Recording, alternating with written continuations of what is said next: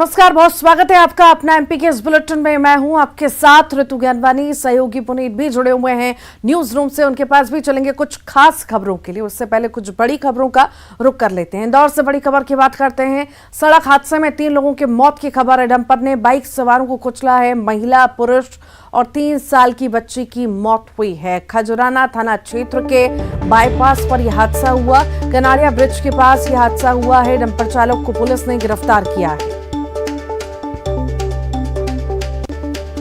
Dumper ने bike सवार को रौंद दिया है। सड़क हादसे में 3 लोगों की मौत की खबर है। ये बड़ी खबर इस वक्त आपको इंदौर से बता रहे हैं। डंपर ने बाइक सवारों को कुचला है। महिला, पुरुष और 3 साल की बच्ची की मौत हुई है। खजुराना थाना क्षेत्र के बाईपास पर यह बड़ा हादसा हुआ है। कनाड़िया ब्रिज के पास ये बड़ा हादसा हुआ, जहां पर डंपर चालक ने बाइक सवारों को टक्कर मार दी, जिसमें 3 लोगों की मौत हो गई है।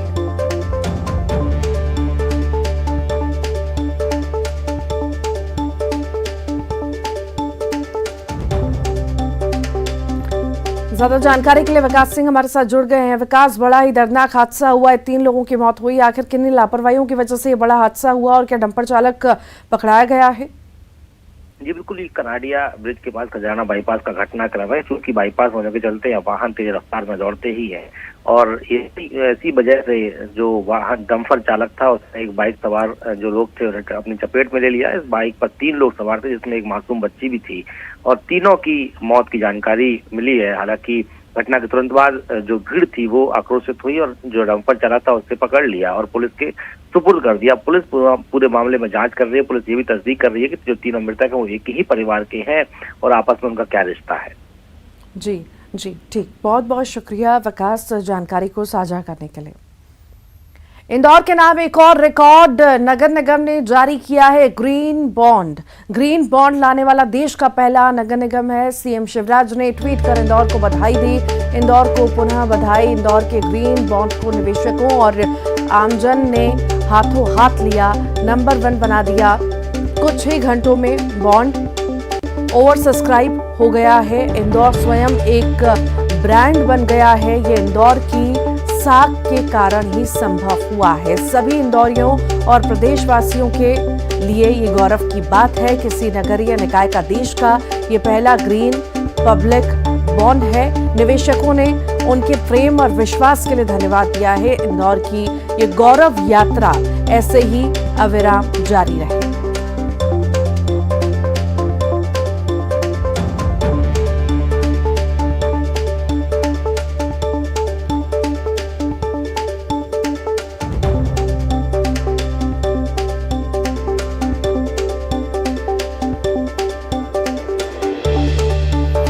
बड़ी खबर इस वक्त आपको बता रहे हैं। इंदौर के नाम एक और रिकॉर्ड दर्ज हुआ है। नगर निगम ने जारी किया है ग्रीन बॉन्ड लाने वाला देश का पहला नगर निगम बना है। सीएम शिवराज ने ट्वीट कर इंदौर को बधाई दी है। सीएम शिवराज ने लिखा, इंदौर को पुनः बधाई। इंदौर के ग्रीन बॉन्ड को निवेशकों और आमजन ने हाथों हाथ नंबर 1 बना लिया है। कुछ ही घंटों में बॉन्ड ओवर सब्सक्राइब हो गया। इंदौर स्वयं एक ब्रांड बन गया है।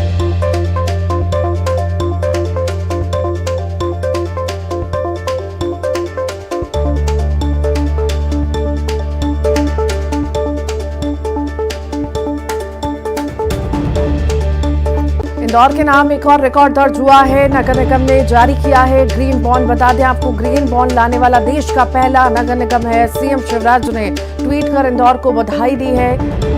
ज्यादा जानकारी के लिए अरुण त्रिवेदी हमारे साथ जुड़ गए। अरुण, इंदौर के नाम एक और रिकॉर्ड दर्ज हुआ है। बिल्कुल, देखिए ये रिकॉर्ड है इंदौर के नाम, क्योंकि नगर निगम का जो ग्रीन बॉन्ड था उसको जबरदस्त रिस्पॉन्स मिला है। 2.5 घंटे में उसका ओवर सब्सक्रिप्शन हुआ और करीब 300 करोड़ रुपए जुट गए, जबकि 244 करोड़ का टारगेट था कि 244 करोड़ जुटाए जाएंगे, लेकिन 300 करोड़ रुपए जुट गए सिर्फ 2.5 घंटे में। बड़ी बात है इंदौर के लिए, क्योंकि इंदौर का जो नगर निगम है वो देश में नंबर 1 है, स्वच्छता में नंबर 1 है और इसी प्लानिंग के तहत ये ग्रीन बॉन्ड जारी किए गए थे कि इससे का जो पैसा आएगा उसको ग्रीन एनर्जी में लगाया जाएगा। जो नर्मदा का जो जल लाया जा रहा है इंदौर, उसमें करीब बहुत ज्यादा पैसा, करीब 23 करोड़ रुपए महीने खर्च हो रहे थे, और उस खर्च को कम करने के लिए तो सोलर प्लांट लगाना था, और इसीलिए ग्रीन बॉन्ड जारी किए गए थे। अब इस सोलर प्लांट लग जाएगा, क्योंकि इतनी जो टारगेट था रकम चुकाने का, उससे कहीं ज्यादा रकम जुट गई है। महापौर पुष्पमित्र भार्गव ने भी सुबह 10:30 बजे जारी किया था, और 300 करोड़ रुपए जुटा लिए गए। जी, बहुत बहुत शुक्रिया अरुण। शाहजहांपुर से बड़ी खबर की बात करते हैं। खेतों के पास बाउंड्री वॉल बनवाने का विरोध हो रहा है। राजस्व विभाग और पुलिस बल की मौजूदगी में हंगामा देखने को मिला। हंगामे से नाराज रेलवे के जूनियर इंजीनियर पटरी पर जाकर लेट गए, और नाराज जूनियर इंजीनियर पटरी पर जाकर लेट गया। पुलिस ने समझाइश देकर उसे हटाया। शुजालपुर क्षेत्र का ये मामला आपको बता रहे हैं। शाहजहांपुर की यह खबर है। खेतों के पास बाउंड्री वॉल बनवाने का विरोध किया जा रहा है। राजस्व विभाग और पुलिस बल की मौजूदगी में हंगामा देखने को मिला है। हंगामे से नाराज हुए रेलवे के जूनियर इंजीनियर ने पटरी पर जाकर वो लेट गया। पुलिस ने समझाइश देकर उसे हटाया। शुजालपुर क्षेत्र का ये पूरा मामला आपको बता रहे हैं।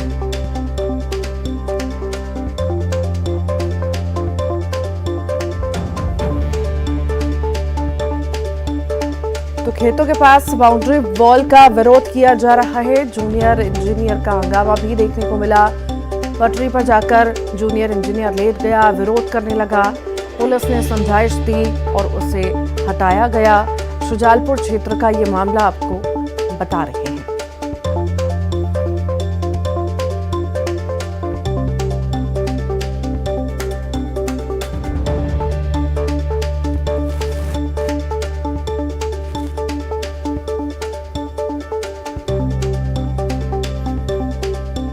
शुजालपुर क्षेत्र का ये आपको मामला बता रहे हैं, जहां पर जूनियर इंजीनियर का हंगामा देखने को मिला। खेतों के पास बाउंड्री वॉल बनाने का विरोध किया जा रहा है, जिसका विरोध जूनियर इंजीनियर ने किया है। और ज्यादा जानकारी के लिए सहयोगी सुनील हंचोरिया जुड़ गए हैं। सुनील, क्या है आखिर पूरा मामला? हेलो सुनील, क्या है पूरा मामला? जी देखिए, मामला है ये शुजालपुर क्षेत्र का है। यहाँ पर जो है रेलवे ट्रैक के नजदीक जो है वो लगभग 100 बीघा कृषि भूमि है। रेलवे अपनी सीमा में बाउंड्री वॉल बनवा रहा था। इसी दौरान स्थानीय लोगों का ये आरोप था कि रेलवे जो है अपनी हद से बाहर जाकर बाउंड्री वॉल का निर्माण कर रहा है, जिसके चलते न सिर्फ लोगों को आने जाने में परेशानी हो रही है, बल्कि वो उनकी जमीन पर निर्माण कर रहा है। तो ये बड़ा विवादित विषय था, और इसको लेकर राजस्व विभाग के अधिकारी, पुलिस बल आज मौके पर पहुंचा था। सीमांकन चल रहा था। राजस्व विभाग के लोगों ने भी, रेलवे विभाग चूंकि कोई भी निर्माण करता है तो उसमें राज्य सरकार के अधिकारियों का कोई सीधा हस्तक्षेप नहीं रहता है, तो उन्होंने सीधे जो रेलवे के जूनियर इंजीनियर थे उनसे कहा कि लोगों के बीच सामंजस्य बनाकर कोई बीच का रास्ता निकाल लीजिए। लेकिन उससे पहले ही लोगों के बीच और रेलवे के जो इंजीनियर थे, तकनीकी लोग हैं, उनके बीच काफी हड़ताल हुई थी, और माहौल इतना विवादित हुआ कि उसके बाद जो जूनियर इंजीनियर है वो आपा होते हुए जो पास में नजदीकी रेलवे ट्रैक है वहां जाकर वो ट्रेन के सामने आने की कोशिश करते दिखे, क्योंकि अचानक ही सभी लोग जो है चौंक गए उनके इस वाकये से। और उसके बाद मौके पर मौजूद थी पुलिस, तो ये गनीमत रही कि ऐसी कोई चीज नहीं हुई जिसकी वजह से कल। ठीक, बहुत बहुत शुक्रिया सुनील। छोटी सी बात, कितना बड़ा।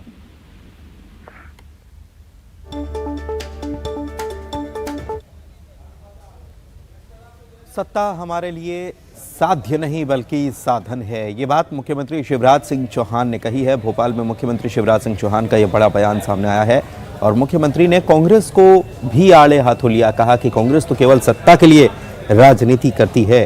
कांग्रेस पर झूठ बोलने के आरोप भी उन्होंने लगाए, और कहा कि जनता जानती है कि वादे कितने झूठे हुए थे।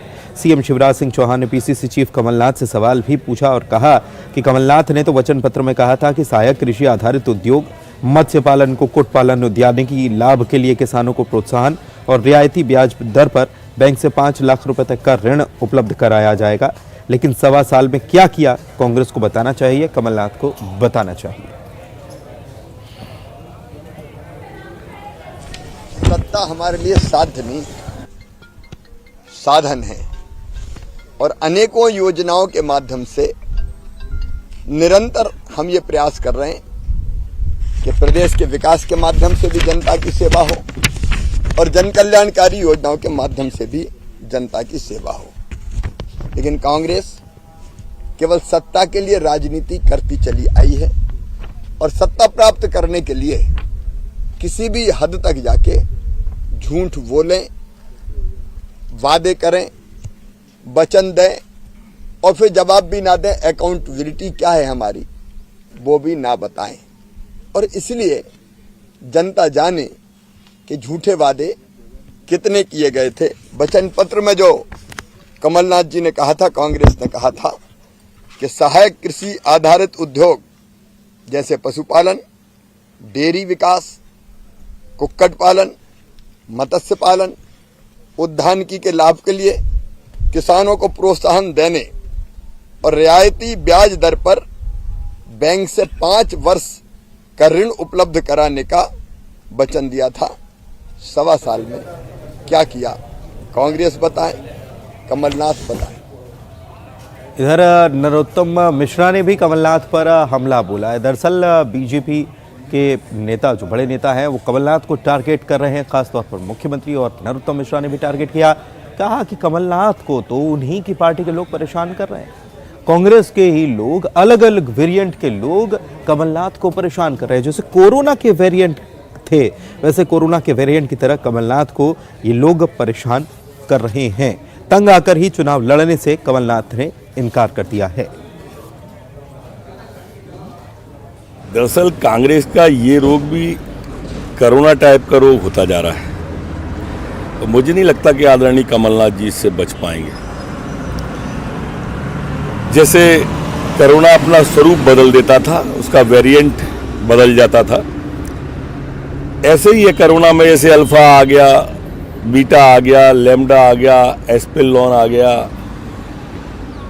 ऐसे ही कांग्रेस में भी लोग बदल बदल के कमलनाथ जी पे अटैक कर रहे हैं। और इसी सब से पीड़ित होकर, क्योंकि पानी अब सर से ऊपर हो गया है, तो उन्होंने इसकी मना की होगी। भोपाल से बड़ी खबर की बात करते हैं। चुनाव नहीं लड़ने की खबरों पर कमलनाथ बोले हैं। कमलनाथ का बयान आया है, चुनाव न लड़ने की खबरों को अफवाह बताया है, बीजेपी के प्रायोजित दुष्प्रचार का हिस्सा बताया। कमलनाथ ने कहा कि मैं सौंसर का वोटर हूं, लेकिन छिंदवाड़ा से चुनाव लड़ता हूं। चुनाव किस सीट से लड़ूंगा अभी तय नहीं है, ये कमलनाथ का बयान है।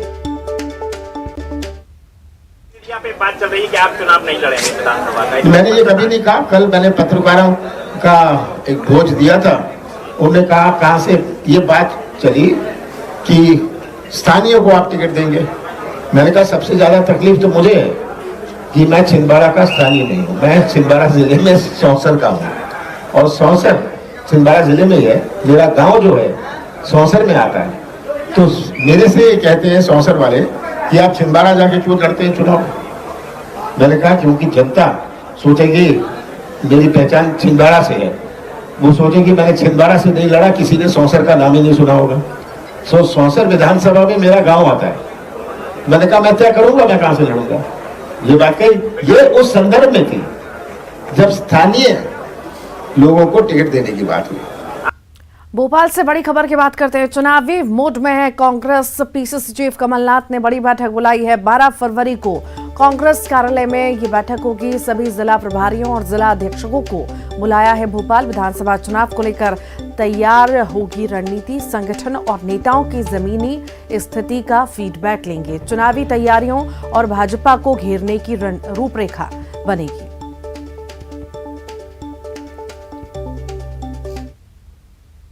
ये प्रभारियों की होगी, जिला प्रभारियों की होगी और ये संगठन की जो बैठकें होती है निरंतर जारी रहती है। प्रदेश में जिला स्तर पर क्या कार्य किए जा रहे हैं, संगठन स्तर पर क्या किए जा रहे हैं, उनको लेकर फीडबैक लिया जाता है और ये बैठकों का दौर लगातार जारी रहेगा। और अभी 12 तारीख को भी एक बैठक होना है, उसके बाद निरंतर ये प्रक्रिया जारी रहेगी। जिलाध्यक्ष जिला प्रभारी दोनों इसमें शामिल होंगे सभी जिलों के?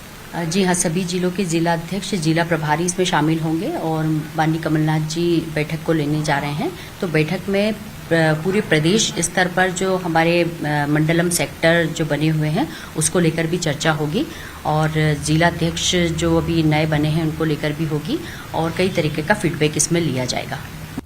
एक और बड़ी खबर की बात करते हैं। चुनावी रणनीति बनाने पर कांग्रेस की बड़ी बैठक को लेकर बीजेपी ने तंज कसा है। पूरी कांग्रेस में विवाद चल रहा है, नेता आपस में लड़ रहे हैं। कांग्रेस के भीतर घमासान और तेज होने वाला है। बीजेपी ने यह बयान दिया, पूरी पार्टी में लगातार विवाद हो रहे हैं। कमलनाथ कभी चुनाव लड़ने की बात करते हैं, कभी नहीं करते।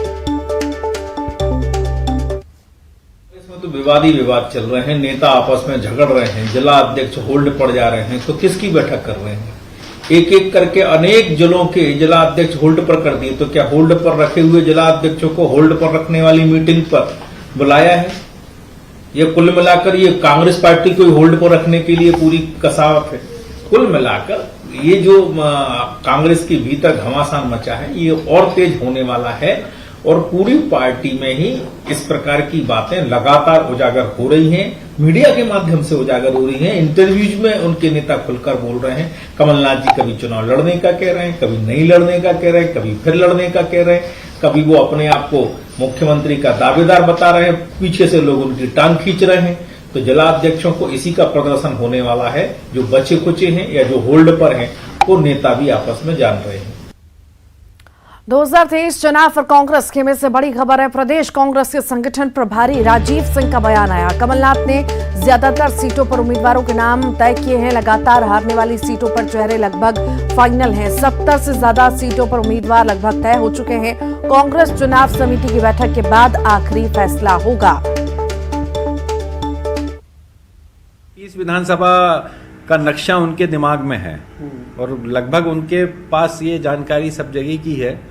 नेताओं से विचार विमर्श चलते हैं। प्रदेश कांग्रेस से संबंधित जितने पदाधिकारी जिनको जवाबदारी उन्होंने दे रखी है, उनसे चर्चा करते रहते हैं। तो उन्होंने तो मन सब जगह का बना रखा है, लेकिन अभी बहुत जल्दबाजी होगी कहना कि इतनी जगह के टिकट कहा जा रहा है कि जिन सीटों पर लगातार कांग्रेस हार रही है, उन सीटों पर पहले उम्मीदवार का मन बना लिया है। देखिए, कांग्रेस पार्टी में उम्मीदवार का चयन की एक प्रक्रिया है। अखिल भारतीय कांग्रेस कमेटी द्वारा चयन समिति बनती है, स्क्रीनिंग कमेटी बनती है, राष्ट्रीय स्तर के नेता आते हैं, वो जाते हैं उन क्षेत्रों में, लोगों से चर्चा करते हैं। वो लगभग जो एक्सरसाइज आदरणीय कमलनाथ जी पूरे प्रदेश में कर रहे हैं, एक बार AICC के लोग भी आकर वही एक्सरसाइज करते हैं। और उसके बाद जब प्रदेश चुनाव चयन समिति बैठती है, वरिष्ठ नेता लोग बैठते हैं, तब वो विचार विमर्श करते हैं सीट के बारे में। तो इसलिए अभी से ये कहना कि सीटें तय कर दी हैं, जल्दबाजी होगी। और आइए अब देखेंगे 25 सेकंड में खबर। सतना में पति ने सास और साले पर किया हमला। पति पत्नी में हुआ था विवाद। विवाद सुलझाने के दौरान हमले में घायल हुए मां और बेटी।